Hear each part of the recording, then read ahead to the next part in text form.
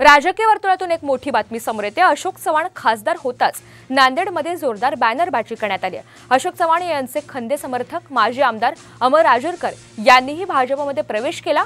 काल नांदेडमधील ITI चौकामध्ये अमर राजूरकर यांचे चिरंजीव आशुतोष राजूरकर यांनी अशोक चव्हाण यांच्या अभिनंदनाचे बॅनर लावलेले होते। मात्र या बॅनरवर भाजपचे विद्यमान खासदार प्रतापराव पाटील चिखलीकर आणि नांदेडचे पालकमंत्री गिरीश महाजन यांचा फोटो मात्र वगळण्यात आलाय। त्यामुळे राजकीय वर्तुळात चर्चांना उधाण आलेलं आहे।